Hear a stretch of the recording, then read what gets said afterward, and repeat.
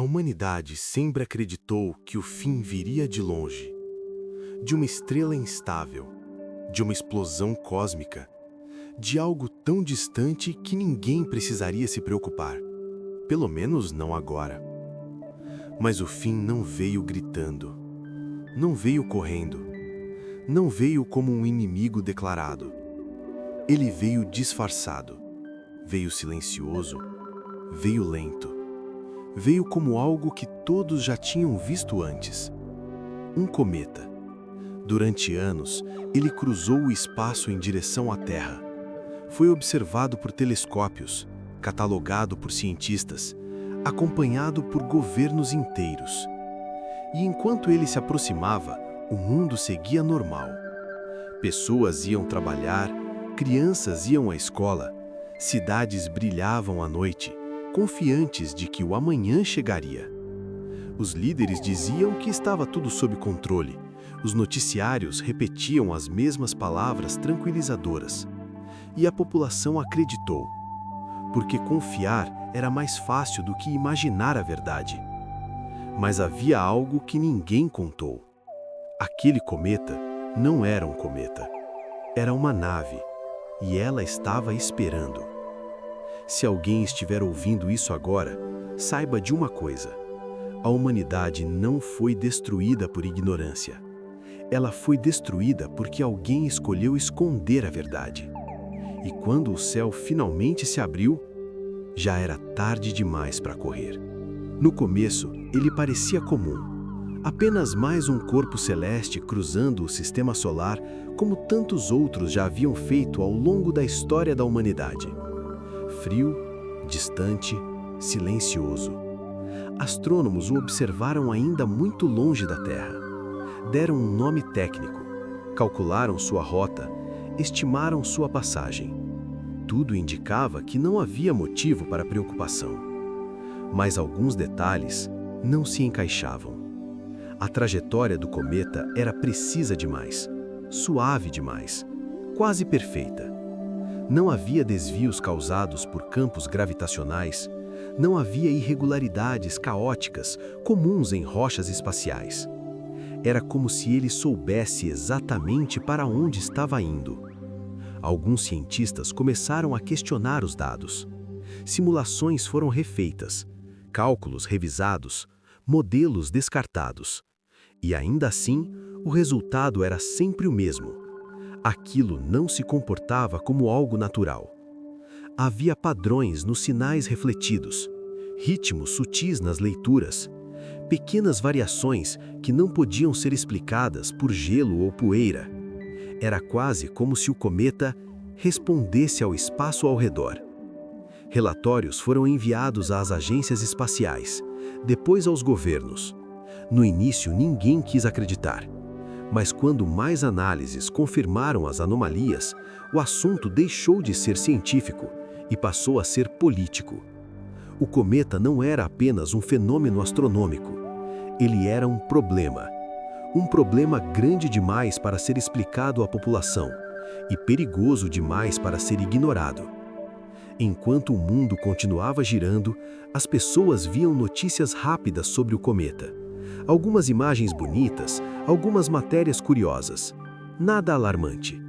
O céu ainda era azul, o chão ainda era firme, o amanhã ainda parecia garantido. Ninguém desconfiava que naquele exato momento, algo antigo, algo paciente, estava se aproximando da Terra. E ele não estava perdido, ele estava chegando. Quando as conclusões deixaram de ser dúvidas, o mundo não foi avisado. A verdade não apareceu nos noticiários, não foi discutida em mesas redondas, não chegou às pessoas comuns. Ela foi trancada em salas fechadas. Governos receberam relatórios completos. Líderes ouviram explicações detalhadas. Especialistas repetiram a mesma frase várias vezes, de maneiras diferentes. Aquilo não era um cometa comum. E quanto mais perto ele chegava, menos comum se tornava.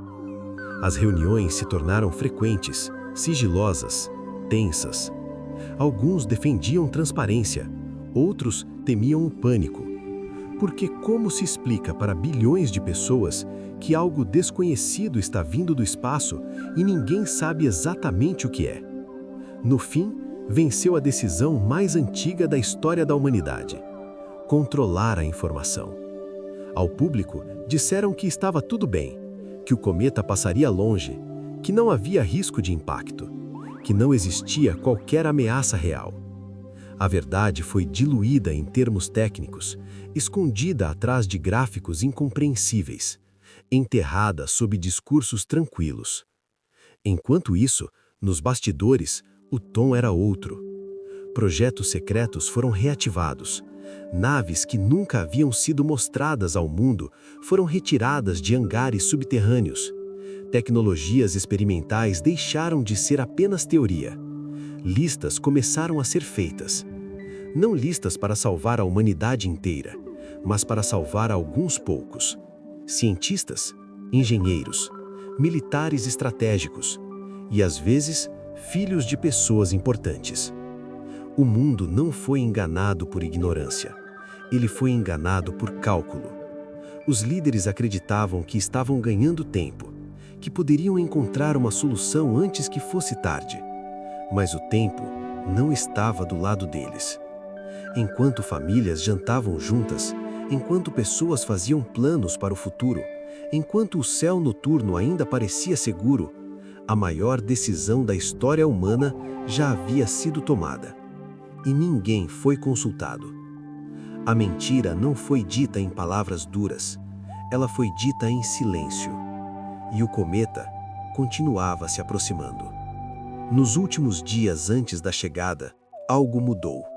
Não foi anunciado, não apareceu nos jornais, mas quem observava com atenção sentiu. Satélites começaram a apresentar falhas intermitentes. Sinais se perdiam por segundos inteiros. Relógios atômicos registravam pequenas discrepâncias impossíveis de explicar. O espaço ao redor da Terra parecia inquieto. Ainda assim, nenhuma explicação oficial foi dada. Quando o cometa entrou na órbita do planeta, ele já não podia mais ser ignorado. Era visível a olho nu, uma presença silenciosa no céu noturno, um risco disfarçado de beleza. As pessoas paravam para observá-lo, fotografavam, faziam desejos, sem saber que estavam olhando para algo que as observava de volta. Então, aconteceu. Sem explosão, sem impacto, o cometa se abriu. Não como uma rocha se partindo, mas como algo vivo despertando de um sono profundo.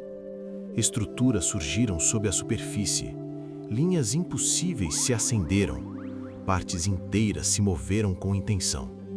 Aquilo não estava quebrando, aquilo estava se revelando. Sistemas de defesa detectaram a mudança tarde demais.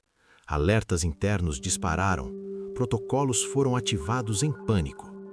Mas o mundo ainda não sabia. Por alguns minutos, talvez segundos, a Terra teve a ilusão de que ainda havia tempo.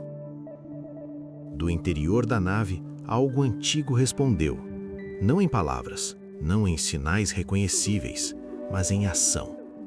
A nave não veio em paz, não veio para observar, não veio para explorar. Ela veio porque já havia decidido. E naquele instante, quando o céu se transformou em algo que nunca deveria existir, a humanidade deixou de ser um planeta observado e passou a ser um alvo. O primeiro ataque não foi anunciado. Não houve sirenes globais, não houve mensagem de emergência, não houve tempo para entender. Em um instante, o céu ainda era céu. No seguinte, ele já não parecia pertencer à Terra. Luzes rasgaram as nuvens, não como relâmpagos, mas como feridas abertas no ar. E então, as cidades começaram a desaparecer. Não foi uma explosão única. Foi algo muito pior. Ataques simultâneos, precisos, cirúrgicos. Infraestrutura primeiro, comunicação depois, população por último. Redes elétricas colapsaram em cadeia, satélites caíram como chuva metálica. O mundo moderno, tão orgulhoso de sua tecnologia, ficou cego em minutos. O planeta inteiro mergulhou no escuro. As pessoas correram sem saber para onde. Algumas se trancaram em casa, outras buscaram familiares, outras simplesmente pararam, incapazes de compreender o que estavam vendo. A terra tremia, não como em um terremoto, mas como se algo estivesse pressionando o planeta de fora para dentro. Oceanos se agitaram, o ar ficou pesado, o céu assumiu tons que nunca deveriam existir. Governos tentaram reagir, armas foram disparadas, defesas ativadas, protocolos de guerra executados. Nada funcionou. Os ataques não vinham de um único ponto, vinham de todos os lugares ao mesmo tempo. A humanidade não estava enfrentando um inimigo superior. Ela estava enfrentando algo que não a considerava um inimigo, apenas um obstáculo. Milhões morreram nos primeiros minutos, bilhões nas horas seguintes. Não houve heroísmo suficiente, não houve estratégia milagrosa, não houve último esforço capaz de virar o jogo. A Terra não perdeu uma guerra, ela foi apagada, como um erro que precisava ser corrigido. E no meio da destruição, uma verdade começou a espalhar entre aqueles que ainda conseguiam pensar. Os líderes sabiam. Eles sabiam do cometa, sabiam que não era natural, sabiam que algo estava vindo, e mesmo assim, escolheram o silêncio. Quando a poeira começou a baixar, o planeta já não era mais o mesmo. Cidades viraram sombras, continentes ficaram irreconhecíveis. O lar da humanidade não existia mais. A Terra não foi destruída por um inimigo invisível. Ela foi destruída por uma mentira, contada cedo demais para alguns e tarde demais para todos os outros. Não todos morreram naquele dia. Não porque eram mais fortes, não porque eram mais preparados, mas porque estavam no lugar certo, no momento errado. Poucas naves conseguiram deixar a Terra enquanto ela ainda respirava. Algumas partiram antes do céu cair. Outras decolaram em meio ao caos, cercadas por fogo e fumaça. Algumas nunca passaram da atmosfera. Cada lançamento era uma aposta desesperada. Dentro das naves não havia comemoração. Havia silêncio. Pessoas presas umas às outras, dividindo oxigênio, medo e culpa. Crianças que não entendiam por que o chão tremia. Adultos que entendiam e preferiam não explicar. Quando as naves finalmente romperam a atmosfera, muitos olharam para trás pela última vez. E o que viram não parecia mais um planeta. A Terra queimava. Não como algo que poderia ser salvo, mas como algo que já havia sido abandonado pelo universo.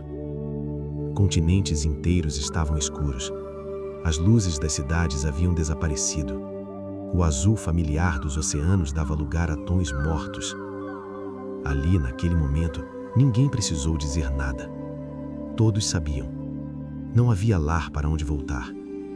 As naves seguiram sem coordenação. Não havia um plano comum, não havia um comando central, não havia uma frota organizada. Cada grupo fugia como podia, para onde podia.